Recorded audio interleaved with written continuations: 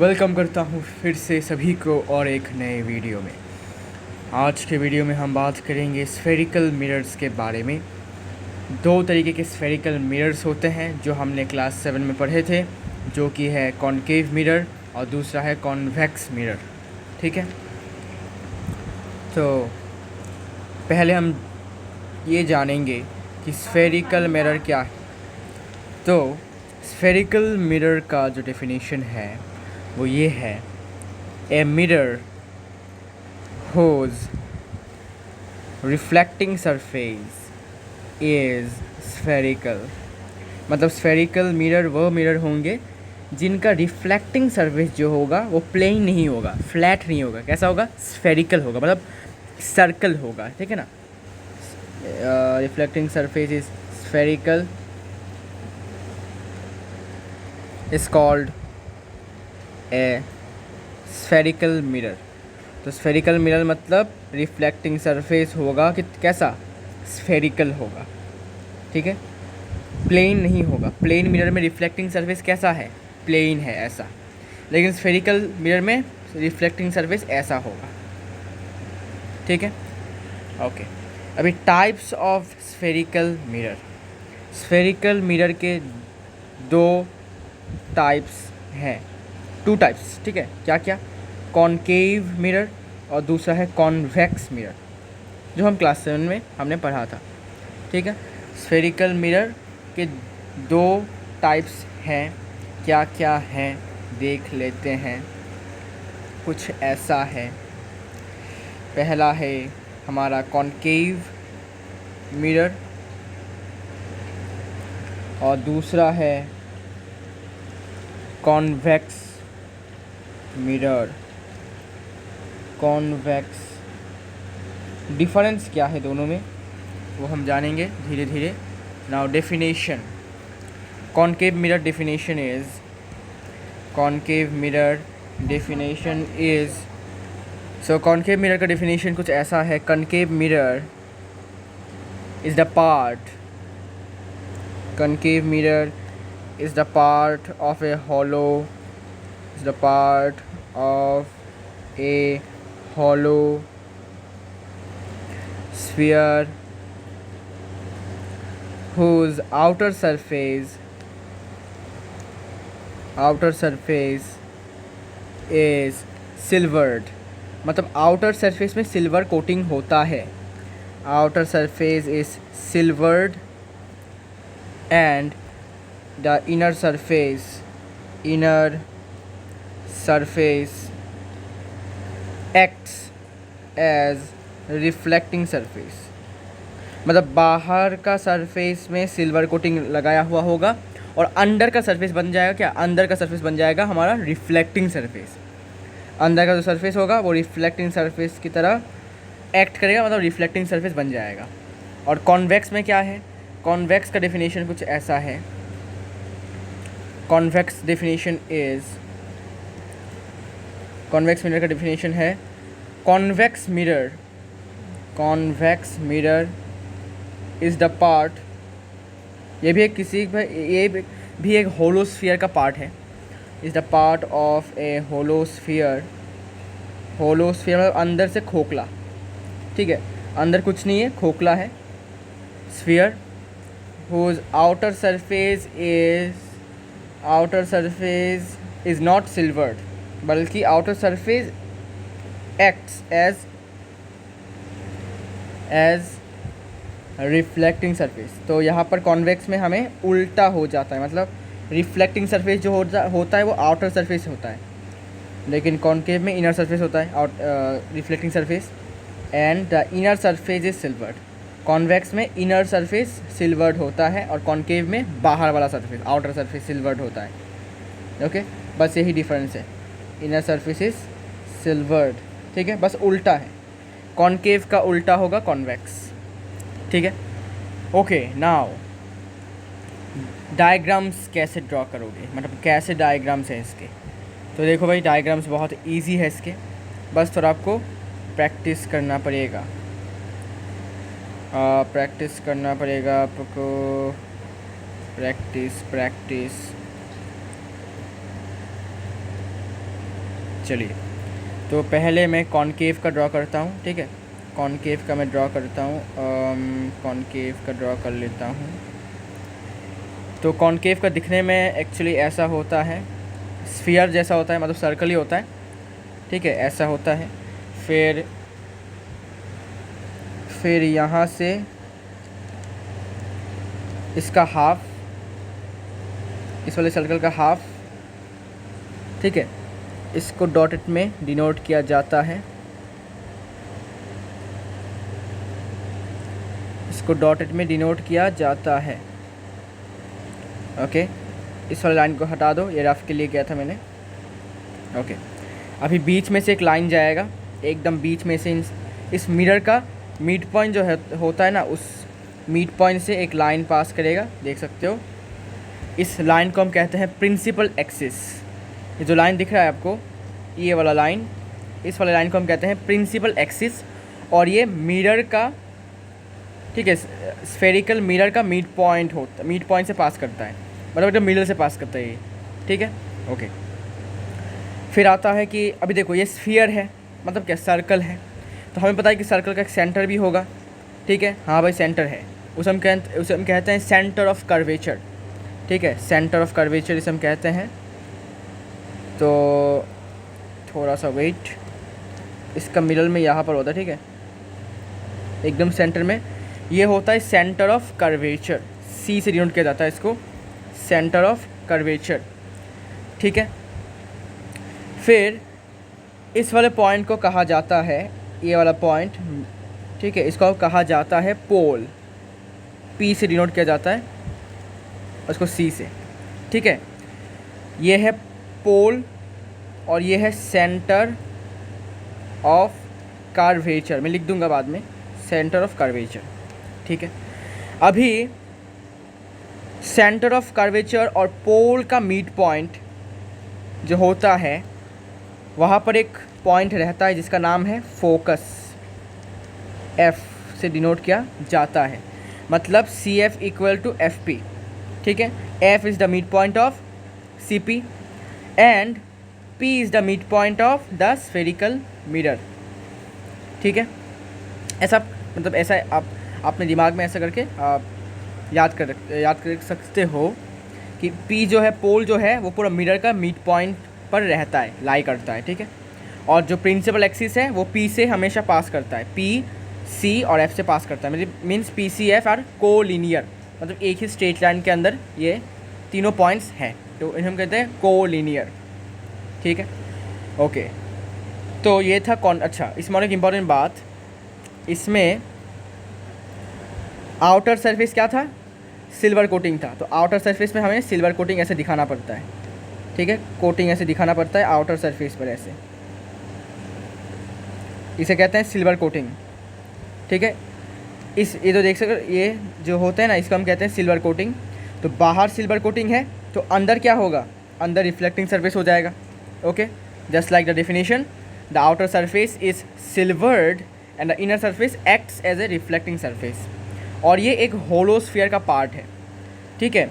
Main mirror ये है, ये देखो मेन मिरर ये है, मेन कॉन्केव मिरर ये है, और ये डॉटेड लाइंस मतलब क्या, कि ये टोटल, मतलब स्फीयर है टोटल, इसमें से ये वाला पार्ट काट लिया गया है, जो रेड में आपको दिख रहा है वो वाला पार्ट काट लिया गया है और उसको पॉलिश करके सिल्वर कोटिंग कर दिया गया और मिरर बन गया ये, ठीक है। तो ये वाला पार्ट मैंने आपको ऐसे ही दिखाया बिकॉज आपको मुझे दिखाना था कि स्फेरिकल मिरर का पार्ट है ये, ठीक है। तो हम जो जितने भी ड्राइंग करेंगे, रे डायग्राम करेंगे, उसमें हमें सिर्फ ये वाला पार्ट लेना है जो रेड कलर में मैंने आपकी दिखा के रखा है स्क्रीन में, ठीक है। ओके, अभी इस वाले रे का नाम लेते हैं हम, सॉरी लाइन का नाम लेते हैं एक्स वाई। एक्स वाई क्या है, प्रिंसिपल एक्सिस, क्या नाम है इसका, प्रिंसिपल एक्सिस, ठीक है। Okay, principal axis. और अभी यहाँ पर लिखो हियर, हियर क्या क्या लिखेंगे, एक्स वाई। एक्स वाई क्या है, X Y is nothing but principal axis, ठीक है। दोनों ही मिरर्स में ये कॉमन होता है ये चीज़ें, ठीक है, दोनों ही मिरर्स में आपको ये कॉमन चीज़ें दिखेंगे, CFP एंड XY मतलब प्रिंसिपल एक्सिस। ओके, और C क्या है भाई? C is nothing but centre of curvature. मतलब सेंटर ऑफ कर्वेचर मतलब क्या? आप मान लो कि ये स्फीयर का सेंटर है, ठीक है, ऐसे याद करके रख सकते हो आप, सेंटर ऑफ कर्वेचर। इसको नाम दिया गया है भाई सेंटर ऑफ कर्वेचर। अब ये मत पूछना कि भाई सेंटर ऑफ कर्वेचर नाम क्यों दिया गया है, ठीक है, सेंटर ऑफ कर्वेचर, ठीक है, इसका नाम दिया गया है। सेंटर ऑफ कर्वेचर क्या होता है? पूरे क्या बोलते हैं इसको, स्फेरिकल मिरर का ये सेंटर होता है, ठीक है, सेंटर होता है ये, पूरे मिरर स्फेरिकल मिरर का सेंटर होता है ये, इसलिए इसका नाम दिया गया है सेंटर ऑफ कर्वेचर। फिर P मतलब है पोल, POLE, और F का मतलब फोकस, ठीक है, फोकस। अच्छा, अभी ये तो हो गया। अच्छा, अभी जो CP है, मुझे बताओ CP क्या होने वाला है? CP क्या होगा आपके ख्याल से, क्या होने वाला है CP? What should be CP? आपको हिंट देता हूँ, ये सेंटर है और ये पोल है, और पोल जो है सरकमफरेंस के ऊपर एक पॉइंट है, और ये एक सर्कल है, ठीक है, this is nothing but a circle. तो सेंटर से यहाँ तक का जो डिस्टेंस होगा वो क्या होगा? ऑब्वियसली रेडियस होगा, है ना बात? सही है ना बात? रेडियस होगा, ऑब्वियसली बात है, ठीक है। सेंटर से क्या कर रहा है? सेंटर को सर्कल के किसी एक पॉइंट के साथ, सर्कल के ऊपर एक पॉइंट के साथ ज्वाइन करवा रहा है, तो CP क्या होगा? Indirectly CP is radius. तो CP को हम लिखते हैं, CP is nothing but radius of curvature, ठीक है। अब ऐसे भी याद करके रख सकते हो कि ये सर्कल का रेडियस जैसा है, ठीक है, सर्कल का रेडियस जैसा है। तो CP is nothing but the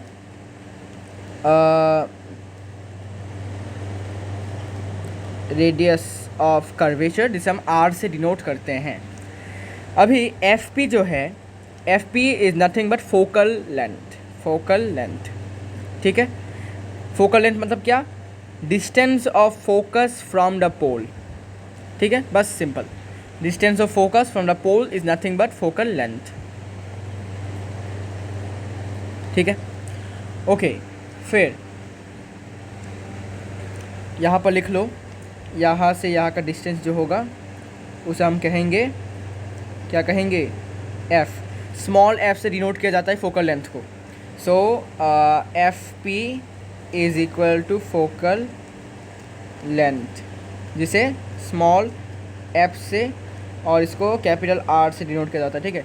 focal length को स्मॉल f से डिनोट किया जाता है, ठीक है, याद रहेगा। ओके, ये तो था कॉनकेव मिरर का, ठीक है, ये कॉनकेव मिरर का पार्ट था।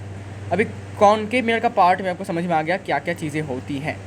अभी कॉन्वेक्स, ठीक है, कॉन्वेक्स में भी सेम होगा, स्फेरिकल मिरर है तो ऐसे स्फेरिकल होगा। इसको थोड़ा सा इस तरफ लेके जाता हूँ, ओके, एकदम इस तरफ, ओके। फिर यहाँ पर इस सर्कल का मतलब मिरर का एकदम मिड पॉइंट से पास करेगा प्रिंसिपल एक्सिस, तो I hope it is the mid point. Mid point नहीं लग रहा मुझे, ये लग रहा है मुझे मिड पॉइंट, नहीं, थोड़ा सा ऊपर बस, yes, this is the mid point, okay, this is the mid point. इसको नाम देते हैं फिर से XY, कोई दिक्कत वाली बात नहीं है। और इसका सेंटर कौन होगा? सेंटर होगा ये सेंटर ऑफ कर्वेचर।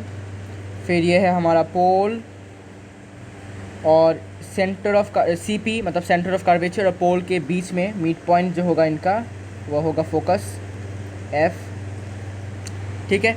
और यहाँ पर मैंने क्या बोला?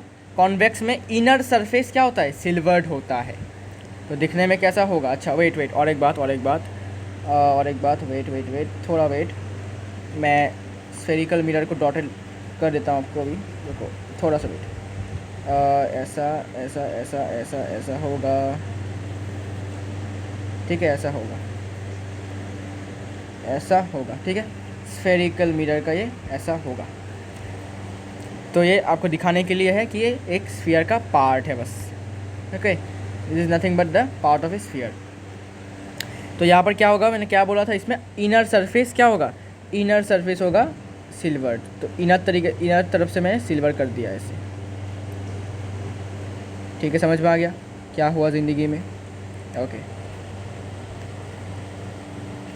ओके, सो इसे हम कहेंगे कॉन्वेक्स। इसका इनर साइड क्या होगा, इनर साइड होगा इसका सिल्वर कोटिंग वाला होगा, और आउटर सरफेस क्या बन जाएगा फिर, आउटर सरफेस बन जाएगा इसका रिफ्लेक्टिंग। तो रेस आएंगे और रिफ्लेक्ट बैक हो जाएंगे, है ना। ओके ओके ओके, समझ आ गया। फिर यहाँ पर भी सेम सब कुछ है, ठीक है, सब कुछ यहाँ पर सेम है। अभी यहाँ पर रेडियस ऑफ कर्वेचर कौन सा होगा भाई, फिर से सेम रेडियस ऑफ कर्वेचर यहाँ पर फिर से सेम, सेंटर से लेकर सेंटर ऑफ कर्वेचर लेकर पोल तक का डिस्टेंस ही होगा हमारा रेडियस ऑफ कर्वेचर। और पी एफ का डिस्टेंस, पी एफ को हम कहेंगे क्या, फोकल लेंथ, सेम है, ठीक है, कोई चेंजेस नहीं है, सब सेम है, ठीक है।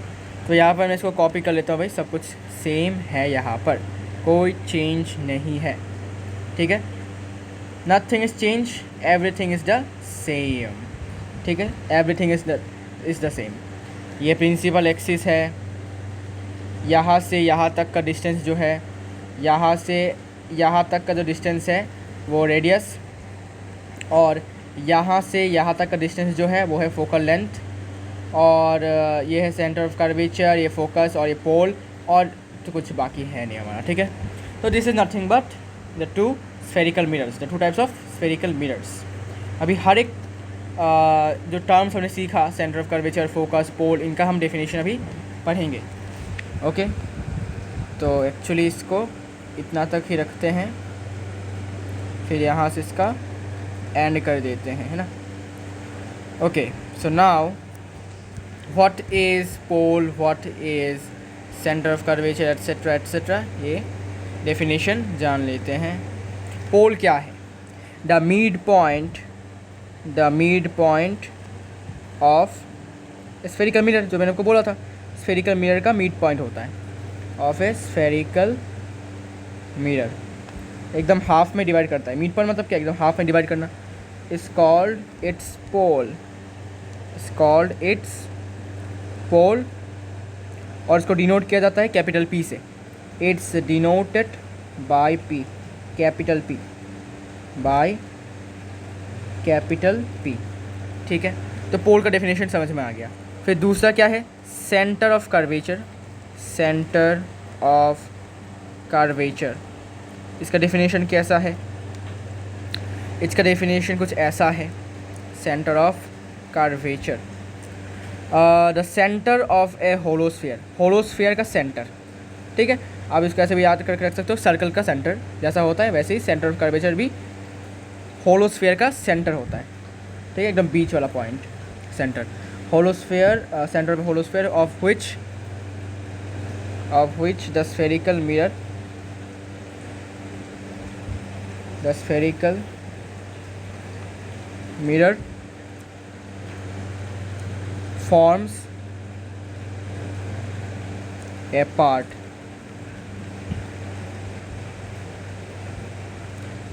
is called center of curvature, ठीक है, इसे कहते हैं सेंटर ऑफ कर्वेचर, ठीक है। मतलब सिंपल भाषा में ये याद रखो कि होलोस्फीयर का सेंटर होता है, इसे नाम दिया गया है सेंटर ऑफ कर्वेचर, ठीक है। ओके, अभी radius of curvature, radius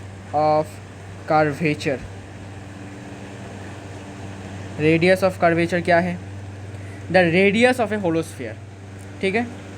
centre क्या था, सेंटर ऑफ कर्वेचर क्या था, अच्छा, और एक बात, it is denoted by C, centre of curvature is denoted by capital C. और रेडियस ऑफ कर्वेचर क्या होगा, इसमें सेंटर ऑफ कर्वेचर सेंटर है होलोस्फीयर का, तो रेडियस ऑफ कर्वेचर क्या होगा, रेडियस होगा होलोस्फीयर का। The radius of a hollow sphere of which the spherical mirror forms a part is called radius of curvature. It is denoted by capital R, radius of curvature, and it's denoted by capital R, ठीक है, इसको capital R से denote किया जाता है। अच्छा, principal axis क्या है? प्रिंसिपल एक्सिस क्या है भाई? प्रिंसिपल एक्सिस ऐसा मान सकते हो, इसका डेफिनेशन के अनुसार कुछ ऐसा है प्रिंसिपल। अच्छा हाँ ठीक है, principal axis, principal axis the line joining the pole and the center of curvature, the pole and the center of curvature, center of curvature is called principal axis। मतलब ये सेंटर ऑफ कर्वेचर और पोल को join करता है, ठीक है, पोल को join करता है, is called the principal axis, ठीक है। तो सिंपल भाषा में देख सकते हो, यहाँ पर आप डायग्राम में भी देख सकते हो कि इसने सेंटर और पोल को क्या किया है, जॉइन किया है, ठीक है, दोनों ही मिरर्स में, ठीक है, दोनों मिरर्स में सेम है, दोनों ही मिरर्स में सेम है, कोई चेंजेस नहीं है, ओके। अच्छा, इसके बाद एपर्चर, ये कुछ नया टर्म है जो मैं आपको नहीं बोला है अभी तक। एपर्चर क्या है? एपर्चर का मतलब होता है कि ये एक स्फेरिकल मिरर का ऐसा पोर्शन होता है जहाँ पर एक्चुअली में रिफ्लेक्शन ऑफ लाइट होता है एक्चुअली में, ठीक है ना। Aperture means the portion of a spherical mirror, of A spherical mirror from which the reflection of light actually takes place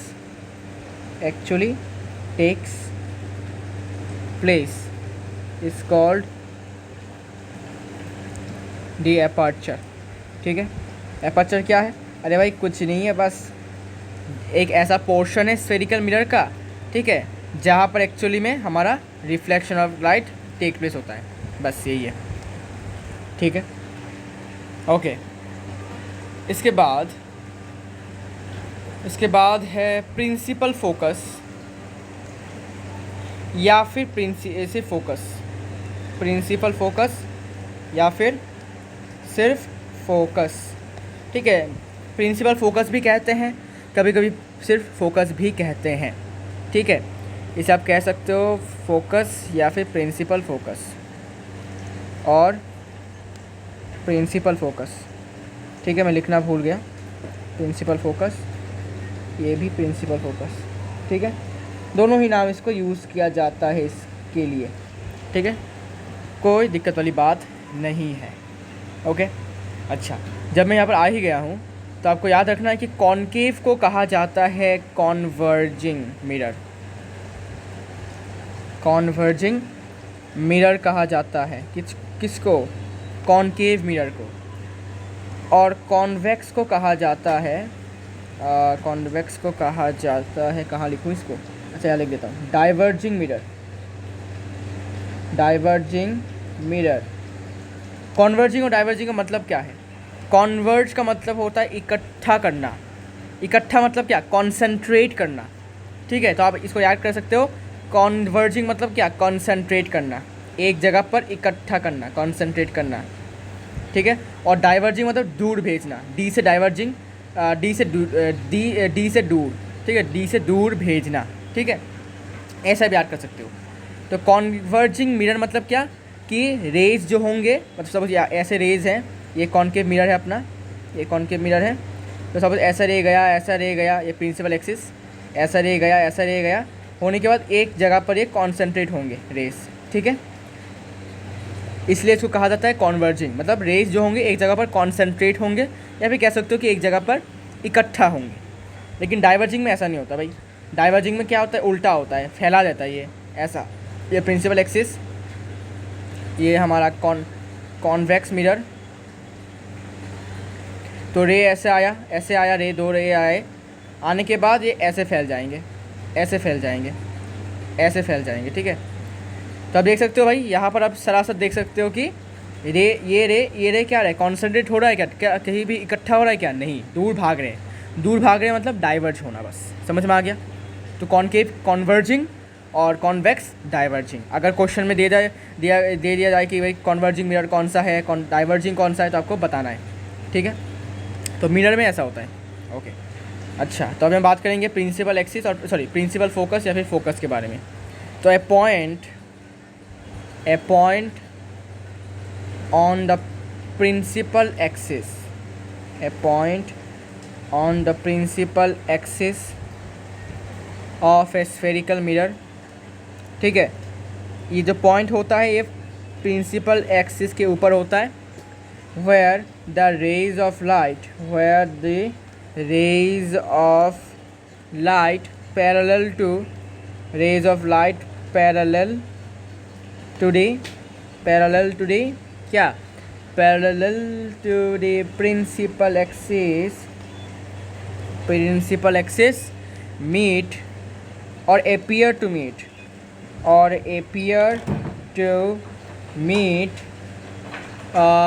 after reflection or refraction, mirror है ना तो सिर्फ reflection, after reflection from the spherical mirror, refraction नहीं होगा क्योंकि refraction तो lens में होता है, मिरर में नहीं, ठीक है, reflection from the spherical mirror is called principal focus. तो इसका डेफिनेशन थोड़ा बड़ा है, आपको मैं शॉर्ट में समझा देता हूँ, ठीक है। समझा देने से आपको कोई दिक्कत वाली बात होने नहीं वाली। और इसको डिनोट किया जाता है कैपिटल एफ से, it's denoted by capital F, ठीक है।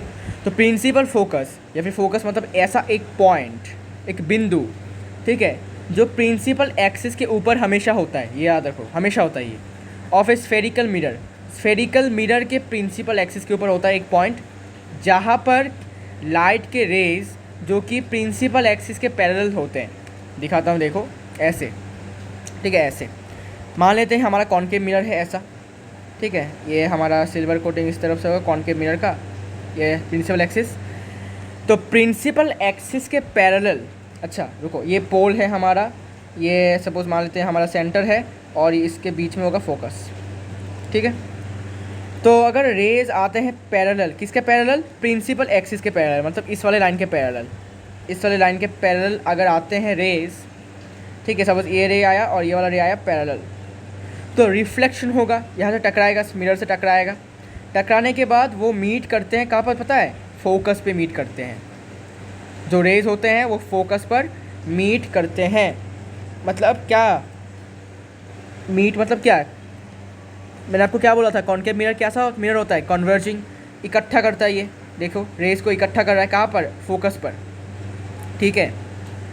तो बोला है कि फोकस एक ऐसा पॉइंट है जहाँ पर लाइट के रेज जो प्रिंसिपल एक्सिस के पैरेलल है वो आके यहाँ पर मीट करते हैं या फिर मीट करने का दिखावा करते हैं। अभी मीट करने का दिखावा कहाँ पर होगा भाई, यहाँ पर तो हमें दिख रहा है कि एक्चुअली में मीट कर रहे हैं रेज, लेकिन दिखावा कहाँ पर होता है पता है, दिखावा होता है कॉन्वेक्स मिरर में। क्यों होता है, आगे बढ़ेंगे तब पढ़ेंगे, आराम से पढ़ेंगे, चिंता वाली बात नहीं है, समझा दूंगा सब कुछ। ये देखो ये है कॉन्वेक्स मिरर, ये हमारा प्रिंसिपल एक्सिस, स्ट्रेट नहीं हुआ, ये प्रिंसिपल एक्सिस है। अभी रिफ्लेक्टिंग सर्फेस कौन सा है, रिफ्लेक्टिंग सर्फेस है ये वाला, ठीक है, बाहर वाला। तो रे इधर आएगा और रे क्या होगा, parallel to what, principal axis, ये भी parallel to what, principal axis. ये हमारा पोल हो गया, ये मान लेते हैं सेंटर ऑफ कर्वेचर, ये हमारा फोकस, ठीक है। लेकिन हमें तो पता है कि रेज जो होंगे ऐसे डाइवर्ज होंगे, ठीक है ना, ऐसे दूर भाग जाएंगे, लेकिन ऐसे अपनी मर्ज़ी से दूर नहीं भागेंगे, वो फोकस से बात करके भागेंगे।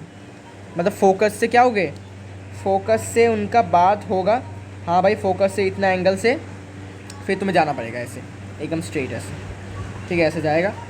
वैसे फोकस से ए वाला रे भी क्या करेगा, फोकस से बात करके फिर जाएगा रिफ्लेक्ट, मतलब फिर से रिफ्लेक्ट बैक होगा। मतलब कि यहाँ पर क्या हो रहा है, क्या यहाँ पर मीट हो रहा है क्या रे, बताओ मुझे, क्या ये वाला रे और ये वाला रे क्या फोकस पे मीट हो रहा है, नहीं हो रहा है। यहाँ पर दिखावा हो रहा है कि ये लोग मीट करते हैं फोकस के साथ, ठीक है, और फिर रिफ्लेक्ट बैक होते हैं, ठीक है। तो दिखावा किस मिरर पे होता है? कॉन्वेक्स में होता है। और असली में कहाँ पर मीट हो रहे होते हैं रेस? वो होगा कॉनकेव मिरर, और दिखावा हो रहा है कॉन्वेक्स में, ठीक है। ओके, चलिए भाई, समझ में आ गया? ओके, तो ऑफ द ओके, तो इसी पॉइंट को हम कहते हैं प्रिंसिपल फोकस या फिर फोकस। समझ में आ गया? ओके, और इसको कैपिटल एफ से डिनोट किया जाता है। अभी हम बात करेंगे फोकल लेंथ के बारे में। फोकल लेंथ क्या है? What is focal length? Focal length मतलब कि कुछ ऐसा, इसका definition, the distance between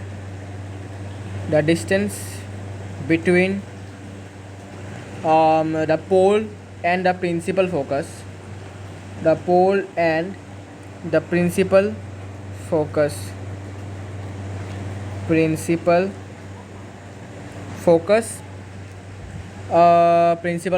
of a spherical mirror,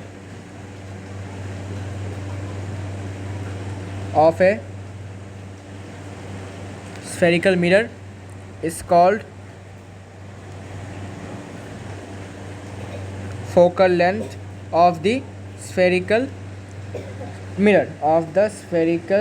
mirror, and it is denoted by small f of the spherical mirror, और इसको डिनोट किया जाता है स्मॉल एफ से, बिकॉज भाई फोकस को कैपिटल एफ से डिनोट किया जाता है, तो इसको स्मॉल एफ से डिनोट किया जाता है, ठीक है। ऐसा मेरा मानना है, बाकी आप समझ सकते हो, ठीक है। अच्छा, अभी देखो भाई, ये तो कुछ डेफिनेशन हमने पढ़ लिया है। फोकल लेंथ मतलब क्या कि पोल से प्रिंसिपल फोकस के बीच में डिस्टेंस कितना है, उसी को हम कहते हैं फोकल लेंथ, बस और कुछ नहीं। ओके, सिंपल सा डेफिनेशन है। ओके, नाउ कुछ रिलेशन भी है किसके साथ, किस में? रेडियस ऑफ कर्वेचर और फोकल लेंथ में एक रिलेशन है, लेकिन वो एनसीईआरटी को, मतलब एनसीईआरटी से उसको हटा दिया गया है, ठीक है। फिर भी हम थोड़ा पढ़ेंगे, ऑप्शनल रीडिंग है, आप चाहो तो पढ़ सकते हो या फिर इस वाले पार्ट को आप स्किप कर सकते हो, आपकी मर्ज़ी है ये, ठीक है। Relation between focus, sorry, very sorry, radius of curvature मतलब capital R, and focal length मतलब स्मॉल f, ठीक है। क्या रिलेशन है इनके बीच में, देखते हैं क्या रिलेशन है, आइए देखते हैं। तो रिलेशन ये कहता है कि radius of curvature is equal to twice of focal length, okay, ये है relation. So radius of curvature जो है वो फोकल लेंथ के 2 टाइम्स के बराबर है, यही बस हमारा रिलेशन है, ओके। दैट इज़, लिख सकते हो ऐसा, that is radius of curvature is equal to 2 into focal length, ठीक है, 2 इंटू फोकल लेंथ, बस ऐसे भी आप कह सकते हो। अभी इसको प्रूफ भी है, ऐसा नहीं कि प्रूफ नहीं है, प्रूफ के बिना आ गया, इसका प्रूफ भी है। इसका मैं प्रूफ भी दिखा देता हूँ, बिकॉज आई नो कि नहीं है सिलेबस में, फिर भी दिखा देता हूँ, नॉलेज के लिए है, ठीक है ना, नॉलेज के लिए है, दिखा देता हूँ प्रूफ। इसके लिए एक एक्सेप्शन है। कैसा एक्सेप्शन? ये स्मॉल एपर्चर वाले मिरर में ही हमेशा काम करता है, स्मॉल साइज्ड मिरर या फिर स्मॉल एपर्चर वाला मिरर, ठीक है। ओनली एप्लीकेबल फॉर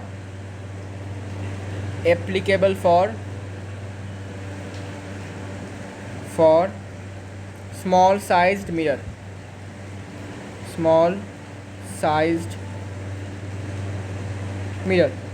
ठीक है। स्मॉल साइज मिरर के लिए ये काम में आता है, और अगर बड़ा मिरर हुआ तो ये काम में नहीं आएगा, ओके। प्रूफ देखो, तो पहले एक मिरर ड्रॉ कर लो। मिरर हमारा होगा कॉनकेव, इसलिए ऐसा, सॉरी कॉनकेव है इसलिए थोड़ा सर्कल ड्रॉ करूँगा पहले। सर्कल ड्रॉ करने के बाद एक हाफ में डिवाइड कर दूँगा पोर्शन।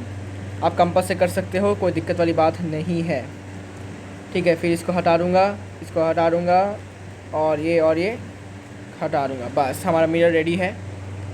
अभी पीछे से सिल्वर कोटिंग देना मत भूलना, नहीं तो मार्क्स कटेंगे। मैं फिर से बता रहा हूँ, सिल्वर कोटिंग देना बहुत ज़रूरी है, नहीं तो टीचर को समझ में नहीं आएगा कि आपने कौन सा मिरर ड्रॉ किया है, कॉन्वेक्स या फिर कॉनकेव।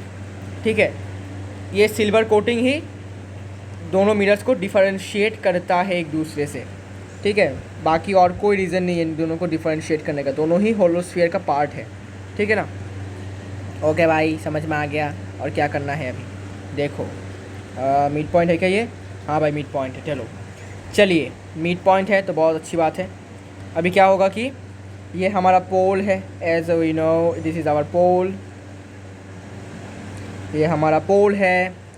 और ये मान लेते हैं हमारा सेंटर ऑफ कर्वेचर है, सेंटर ऑफ कर्वेचर है। और ये मान लेते हैं अपना फोकस है। ठीक है, एफ फोकस है। तो अभी मान लेते हैं कि एक रे आया। ठीक है, एक रे आया, पैरेलल है किसके साथ? प्रिंसिपल एक्सिस के पैरेलल है, मतलब इस वाले लाइन के पैरेलल है। इस वाले लाइन के पैरेलल है कौन? ये वाला रे। ठीक है, पैरेलल पैरेलल। ठीक है, समझ में आ गया। ओके, तो मान लेते हैं इस रे का नाम है ए बी। ठीक है, ये ऐसे आया, ये इंसिडेंट है। ठीक है, इंसिडेंट है इस तरफ, फिर रिफ्लेक्शन होगा, रिफ्लेक्शन होने के बाद फोकस से पास होगा। ये एक रूल है, ठीक है, कि फोकस से पास होता है, एक रूल है। ठीक है, ऐसा नहीं कि मैं अपने मन मर्जी से कर रहा हूँ कि फोकस से पास कर दिया, ऐसा नहीं है, ये रूल है। मैं सिखाऊंगा नेक्स्ट वीडियो में, रूल है। इमेज फॉर्मेशन के कुछ रूल है, इमेज फॉर्मेशन के कुछ रूल है, रूल्स टू ऑब्टेन इमेज। ठीक है, धीरे धीरे पढ़ेंगे, आराम से पढ़ेंगे।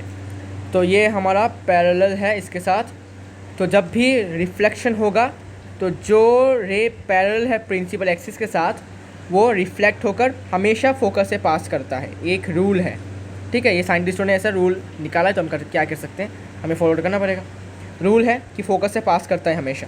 ठीक है, ओके ठीक है। अभी हमने क्या किया, अभी हमने एक इमेजिनरी लाइन ड्रॉ कर लिया, यहाँ से ऐसे करके एक इमेजिनरी लाइन हमने ड्रॉ किया, डॉटेड लाइन्स। ठीक है, इमेजिनरी है इसलिए डॉटेड। ओके ओके, मुझे बताओ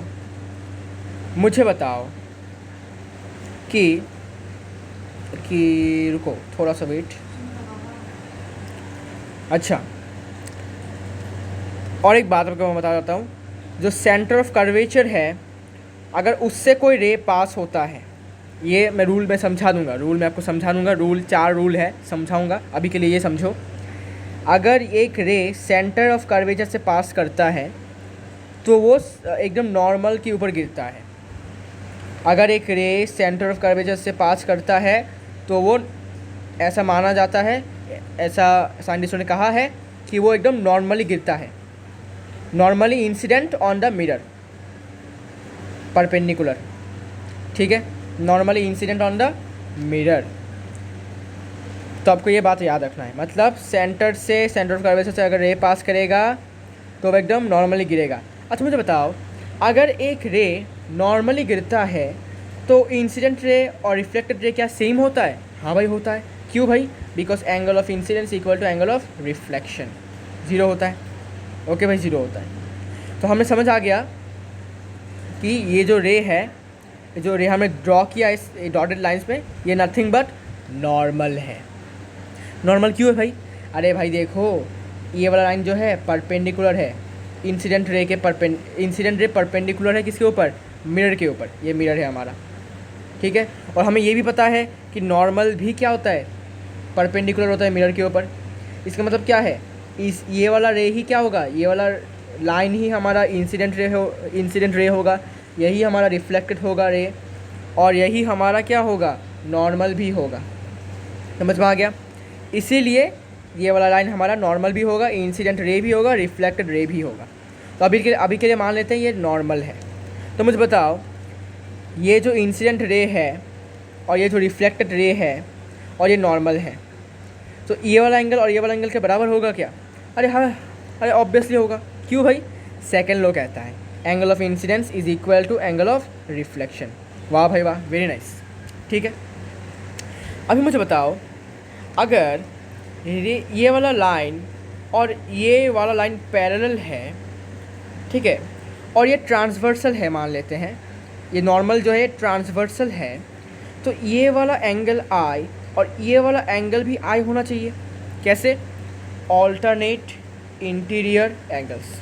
देखो समझे कि नहीं? देखो ये दोनों लाइंस क्या है? पैरेलल है, ये ट्रांसवर्सल है, तो ये वाला एंगल और ये वाला एंगल क्या होगा? बराबर होगा। ये आई हुआ तो ये भी आई होगा। समझ में आ गया क्या? हाँ भाई आ गया। तो लिखो ये हो गया हमारा आई, ठीक है, ये भी हमारा आई हो गया, ठीक है। लेकिन हमें ये भी पता है कि आई इक्वल टू आर, मतलब क्या? ये भी आई हो जाएगा, ये भी क्या हो जाएगा? आई हो जाएगा। तो देखो इस ट्राइंगल में देखो, इस ट्राइंगल में देखो, देखो देखो रुको थोड़ा सा वेट। इस ट्राइंगल में देखो, इस ट्राइंगल में ये वाला एंगल भी आई है, ये वाला एंगल भी आई है, तो एंगल दोनों इक्वल है। मतलब क्या ये आइसोसेलेस ट्राइंगल नहीं बन गए क्या? हाँ भाई बन गए। कैसे?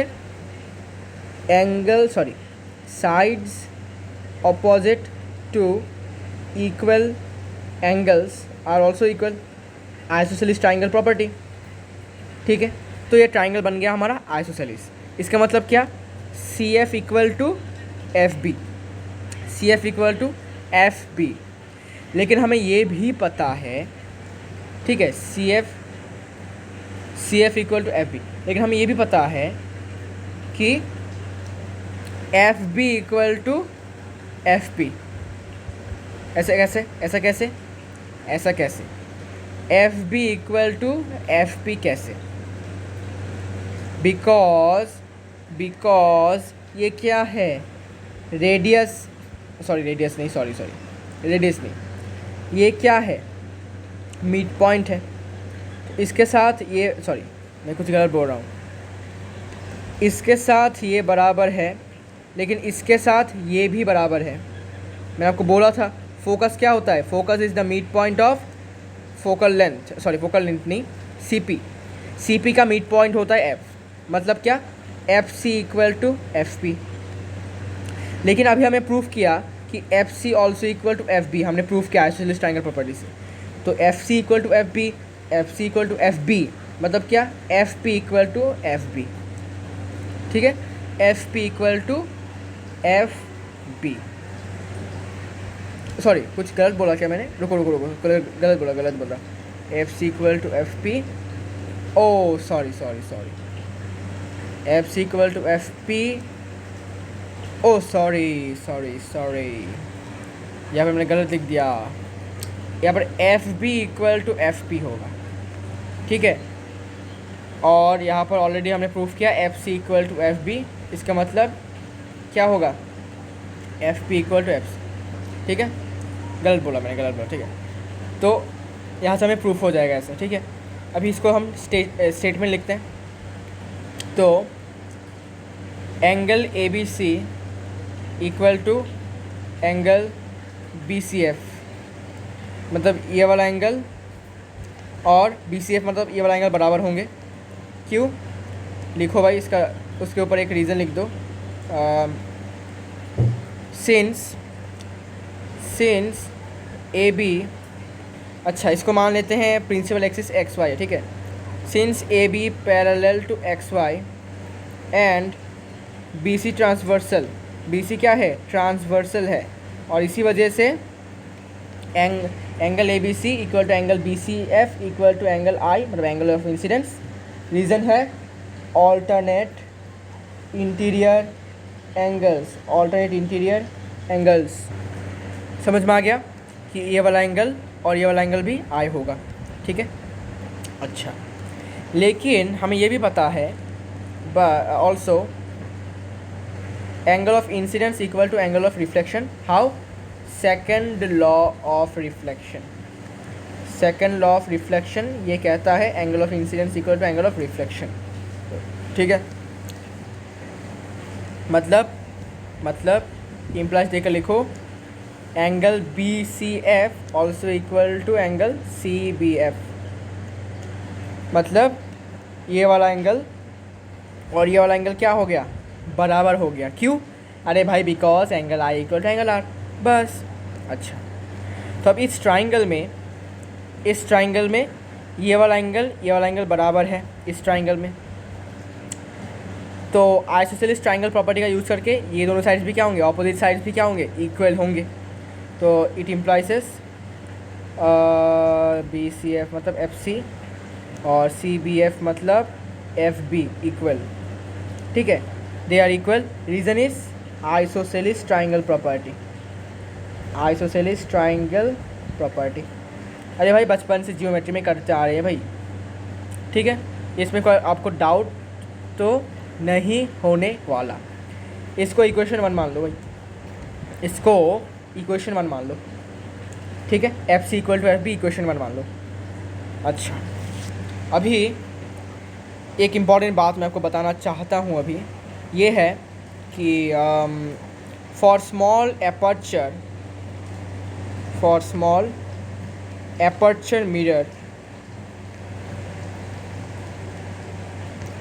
और small sized mirror only, that is लिख दो, that is small sized mirror FB equal to FP। मतलब कि स्मॉल साइज मिरर्स के लिए यहाँ से यहाँ का डिस्टेंस जितना है उतना ही डिस्टेंस यहाँ से यहाँ का भी होता है। इसीलिए तो मैंने बोला यहाँ पर only applicable for what, small size mirror. सिर्फ और सिर्फ स्मॉल साइज मिरर में ही आपको ऐसा देखने को मिलेगा कि ये लेंथ और ये लेंथ बराबर है। सिर्फ और सिर्फ किस मिरर में, स्मॉल एपर्चर मतलब स्मॉल साइज वाले मिरर में, ठीक है, समझ में आ गया। तो एक्सेप्शन है, सॉरी, इसमें सिर्फ एक टर्म्स एंड कंडीशन है कि भाई तुम सिर्फ स्मॉल साइज मिरर में ही ये जचते हो, ठीक है, और बड़े मिरर में ये जचता नहीं है, मतलब फिट नहीं होता, ठीक है, बिफिटिंग नहीं है, ओके। तो इसको हम इक्वेशन 2 मान लेते हैं। तो मुझे बताओ फ्रॉम इक्वेशन 1 एंड 2 मैं क्या लिखूँ, फ्रॉम इक्वेशन 1 एंड 2 मैं क्या लिखूँ, बताओ जल्दी जल्दी बताओ। इक्वेशन 1 में है कि एफ बी जो है वो एफ सी के बराबर है, लेकिन फिर से हमें दिखा कि एफ बी जो है एफ पी के बराबर है अभी, मतलब कि F C and F B are also equal, ठीक है, अकॉर्डिंग टू यूक्लिड्स एक्सियम, ठीक है, ओके, इक्वल टू दिस। मतलब कि ये वाला डिस्टेंस, यहाँ से यहाँ का डिस्टेंस और यहाँ से यहाँ का डिस्टेंस क्या है, बराबर है, ठीक है, बराबर है, ओके, बराबर है। तो क्या करें, देखो, नाउ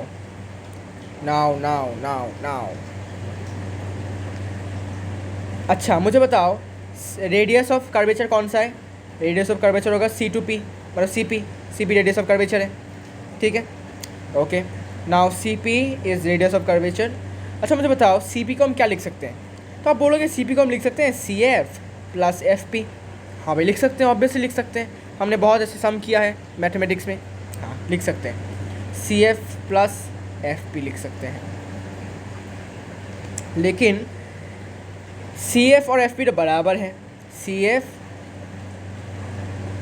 ओ सॉरी ये एफ सी और एफ पी होगा, सी एफ और एफ पी क्या है, बराबर है। तो सी एफ के जगह पर हम क्या लिख सकते हैं, एफ पी लिख सकते हैं, क्योंकि दोनों बराबर ही है। तो equal to F P plus F P. Reason क्या है, since F P equal to F C, ठीक है, इसलिए हमने इसको ऐसे लिखा। तो क्या लिखा इसमें, C F equal to C P equal to twice of F P. अभी मुझे बताओ सी पी क्या है, तो आप बोलोगे C P radius of curvature, और एफ पी क्या है, याद करो एफ पी क्या है, अरे एफ पी क्या था, फोकस से पोल का डिस्टेंस, फोकस से पोल का डिस्टेंस, अरे हाँ फोकल लेंथ है, मतलब radius of curvature equals to twice of F P, मतलब फोकल लेंथ। बस प्रूफ हो गया, आराम से प्रूफ हो गया, एकदम जियोमेट्रिकली प्रूफ हो गया, ठीक है, एकदम आराम से प्रूफ हो गया ये, ठीक है, हैंड्स प्रूफ्ड, ठीक है, हैंड्स प्रूफ्ड, ठीक है, समझ में आ गया, ओके। वैसे तो प्रूफ नहीं है, फिर भी आपको मैंने बता दिया। वैसे ये वाला फार्मूला यूज़ होता है सम में, ठीक है, ये वाला फार्मूला यूज़ होगा सम में, आर इक्वल टू 2f, ठीक है। अच्छा भाई समझ में आ गया भाई, बहुत इंटरेस्टिंग क्लास था आज का, ठीक है, बस ये प्रूफ आएगा नहीं बिकॉज आउट ऑफ कर इसको डिडक्ट कर दिया, रिमूव कर दिया है CBSE वालों ने, पता नहीं क्यों। तो जो भी हो, क्या कर सकते हैं। और ठीक है, तो हमेशा याद रखो कि पढ़ना है तो नॉलेज के लिए पढ़ना है, मार्क्स के लिए नहीं। मार्क्स के लिए हम नहीं पढ़ेंगे, हम नॉलेज के लिए पढ़ेंगे। मार्क्स इधर उधर हो सकता है, लेकिन नॉलेज जो होगा वो हमेशा ज़िंदगी भर आपके साथ रहेगा। ठीक है, ओके। मार्क्स आपको हमेशा मार्क्स आपके साथ हमेशा नहीं होगा, आपका नॉलेज आपके साथ हमेशा होगा, है ना। ठीक है, तो आज के वीडियो में हमने बहुत कुछ पढ़ा, और नेक्स्ट वीडियो में हम पढ़ेंगे इमेज फॉर्मेशन के कुछ रूल्स हैं। उस रूल्स के मुताबिक ही इमेज फॉर्मेशन होता है, वरना इमेज फॉर्मेशन नहीं होगा। ठीक है, उन रूल्स को फॉलो करके इमेज का फॉर्मेशन होता है। तो नेक्स्ट वीडियो में पढ़ेंगे, आराम से पढ़ेंगे। टाइम कितना हुआ है? रात के 12:28। Okay, no problem. तो मिलते हैं नेक्स्ट वीडियो में, तब तक के लिए गुड बाय।